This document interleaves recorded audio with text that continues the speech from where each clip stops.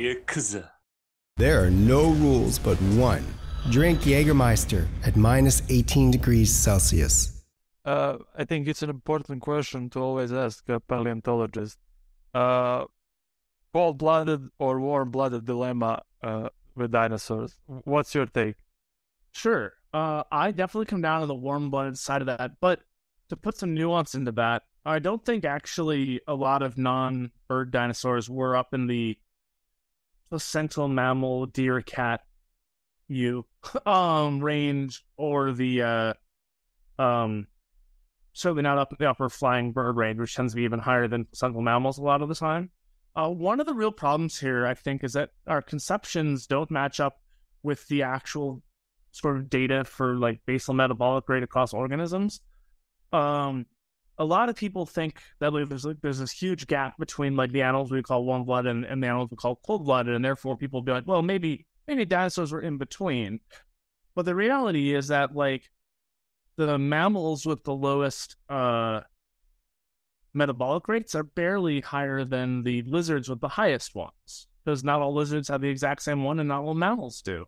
So like egg-laying mammals have relatively low metabolism. Sloths, some sloths can't even regulate their body temperature. If they get too high, they just get too cold and they have to stop and turn around, which maybe isn't surprising because if you've ever seen them, they don't go anywhere fast, right?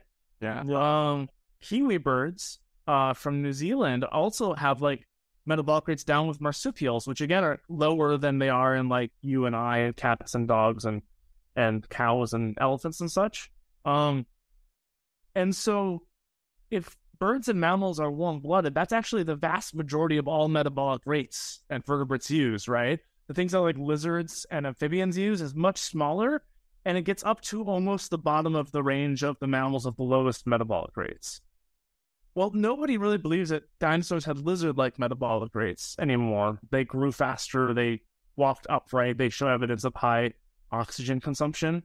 So by definition, if they're not in that group and there's no real room in between, then they're warm-blooded. They're in that group that mammals and birds inhabit. But that doesn't mean that they're way up where hummingbirds are or even necessarily where elephants are. There's still quite a bit of room in that marsupial kiwi bird range, where they'd be warm-blooded by all traditional uses of the word, but not necessarily as high as, a penguin. And I think that's where a lot of the non-bird ones are going to probably fall in. And I'm not the only one who thinks that.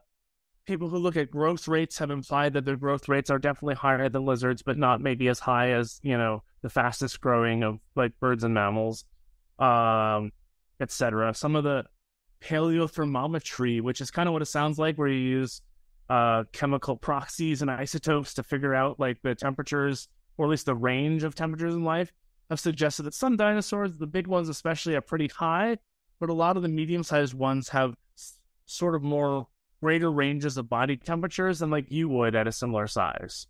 So again, tighter than you'd see in a Komodo dragon or a lizard of our size, but smaller than like a placental mammal or a crow. We stay genuine, uncensored and unscripted, and we always will, as we have to order our usual. Share us and subscribe us, and stay tuned until the next Wednesday. Ikuzo!